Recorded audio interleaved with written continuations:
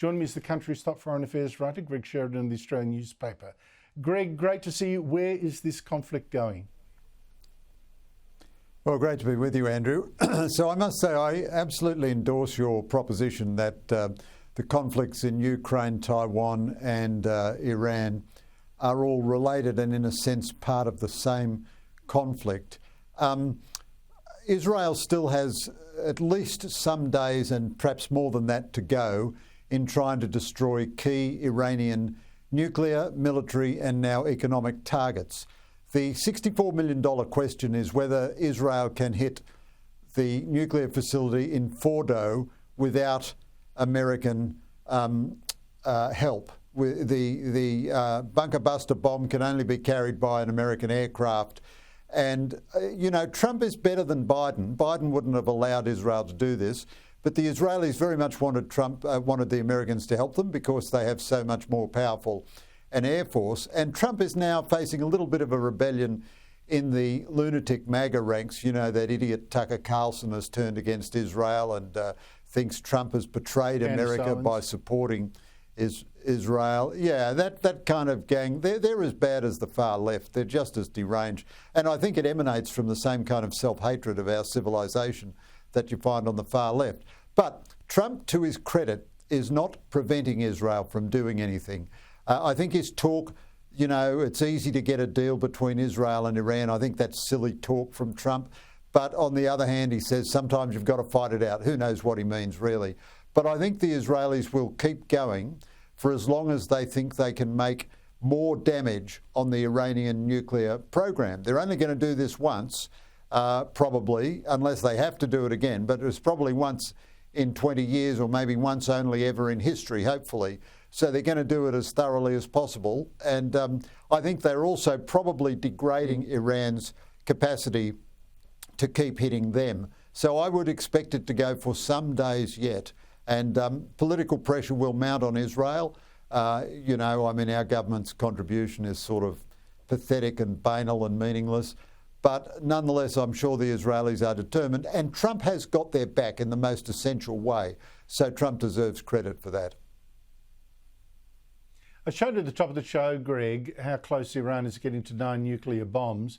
Now, for Israel, of course, that could mean the total destruction of the world's only Jewish state. It just would, you know, like I said, a third of the size of Tasmania. How many bombs would that take? But what would it mean for the rest of the world, Iran having nuclear weapons?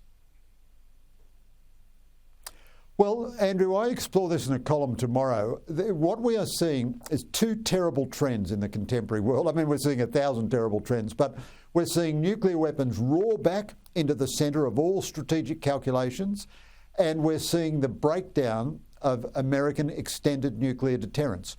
All American allies except Israel and Britain and France don't have nuclear weapons of their own, which means we all shelter under extended American nuclear deterrence.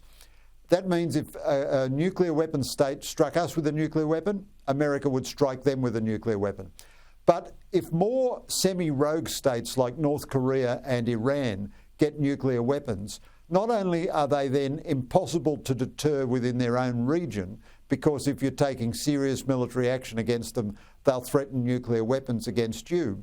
But the development of missile technology means that North Korea and Iran will soon be able to hit the United States itself with missiles. That means if North Korea is having a confrontation with South Korea and America intervenes, North Korea can threaten Los Angeles and San Francisco with nuclear annihilation. And if Iran gets the nuclear bomb, it will also be able to do that. And we know that China proliferated nuclear technology to Pakistan and to Iran precisely to hurt India and to hurt America. All this proliferation ultimately comes from China and some of it from North Korea, you know, from China through North Korea.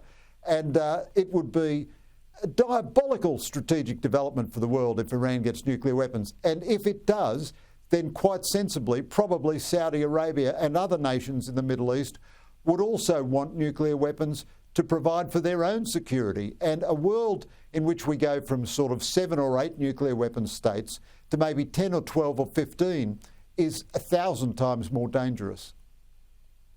Particularly when one of those countries is led by what we would consider irrational leadership with religious motivations, end of the world type of motivations that are, different moral paradigm completely that we cannot talk them out of.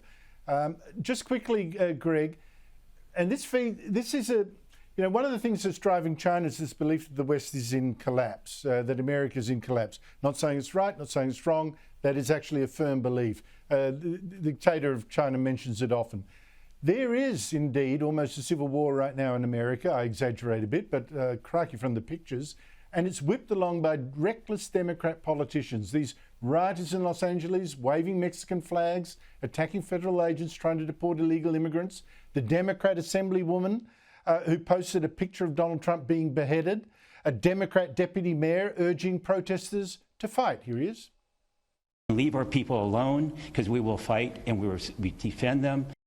And then, Greg, there's the appalling Minnesota Governor Tim Walz, who ran for vice president last year, telling Democrats to actually get meaner.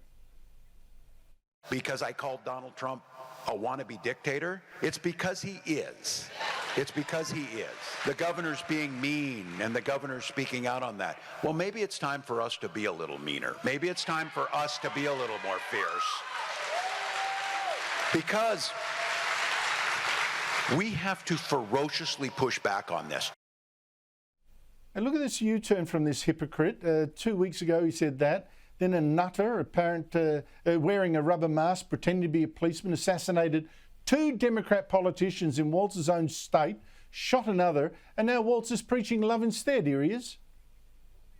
Now's the time for us to recommit to the core values of this country. And each and every one of us can do it. Talk to a neighbor rather than arguing. Debate an issue. Shake hands. Find common ground. Frankly, Greg, the man's a scumbag, but what is happening to America? Well, Andrew, I agree with you absolutely, but at the risk of sounding like a pathetic, simpering globalist centrist, I'd say both sides of American politics are I would say both sides of American politics are pretty much equally guilty at this. Trump himself, Trump has a lot of pluses and a lot of minuses, but Trump himself speaks of his domestic opponents in the most often vile and disgusting terms and, refers to people routinely as rapists and murderers and criminals and crooked and all the rest of it. And I think, in a sense, this terrible conflagration in Los Angeles has suited both Donald Trump and Gavin Newsom perfectly well, because in America you win by exciting your base, and Trump and Newsom both got to excite their base by demonising each other. So I think there is a terrible breakdown of basic civility in America. I urge people to watch that wonderful movie Reagan. Not only is it a different time in America, but Reagan is just a different leader, He'd just laugh at you if you insulted him. He'd smile. And I think both sides of American politics, driven partly by social media, are really very dangerously demonising each other, when the worst of them generally are that they're idiots. They're not really murderers and, wannabe dictators and scumbags and all the rest of it. If you thought you're getting an argument from me, you're wrong. I agree with you completely. I would also add George W. Bush, Bush Jr., to that list of people that believe in civility even to their worst enemies. Thank you so much indeed for your time.